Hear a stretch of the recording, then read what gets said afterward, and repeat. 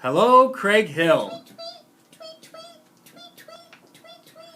Welcome to the second edition of Tweetworthy. The first one was through email, but we decided it's probably, you get plenty of emails, so we're going to do this through video from time to time. So you're probably wondering, what in the world is Tweetworthy? Well, to unpack that, there's something that you have to understand. Number one, administrators are a little bit obsessed with Twitter. It's embarrassing, I have to admit. However, we spend a lot of our time trying to spread the good that's happening within our walls. Number two, inside the classrooms of Craig Hill, there are some phenomenal practices that are happening every single day. However, teaching can leave you feeling like you're in a silo, like you're all alone. You don't realize it. So we get to see it, but we want you to be able to see all the good things that you and your colleagues are doing. So our goal with Tweetworthy is simple: to celebrate and to remove silos. Don't mind Joanne, I think she's caught the Twitter fever just a little bit.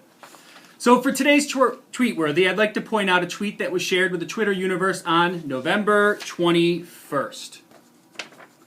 And this tweet came from Lisa DeSantis' classroom, and as I walked in, I captured some really awesome math stations that were occurring. So you can see here, there's some students on a computer. This is the little schedule for students, and so they know what they have to follow with a little timer that indicates when they would move to their station. Here's a little guided math that's occurring, and then it looks like kids over here were playing a game as well. So to unpack this idea a bit, math centers have quickly become a way that you can incorporate many best tier 1 practices. So at the heart of math centers is differentiation and providing every kid with what they need, how they need it, and when they need it. So to unpack this idea a bit, once we've identified that essential standard, that core focus, it's all about getting those kids to the destination. So if the core focus is B, if that essential standard is B, and that's where we have to get kids, student 1 may need to get there like this, right? Student 2 may need to get there like this.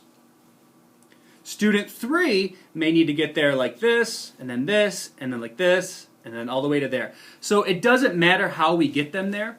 What matters is that they arrive, and that we know that they arrived.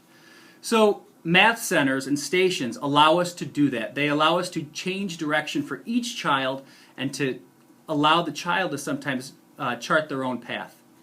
So when you think about math centers, really the sky's the limit in terms of what you're going to infuse into these centers. But here in Greece, there's actually many resources available. For example, you might have a math center with iReady, or you might work with Lynn and try to infuse some Zearn into a math center.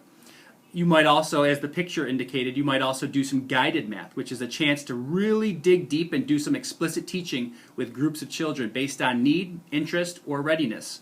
Or, you may use this time to have a little bit of an iReady station as well. There's really tons of different things that we can do with it. If this kind of practice is something that you're interested in learning more about, you could definitely reach out to Lisa to see how she's made it work. There's definitely some upfront work that has to go into it, but once it's up and running, it becomes a well-oiled machine. I would also, if it's something that you're interested in learning more about, I would encourage you to chat with Jen Gillis, who has some experience implementing these into classrooms. So the good news in all of this, research supports the idea that quality instruction is the #1 predictor of student success. Yes, Joanne, I'm excited about that too.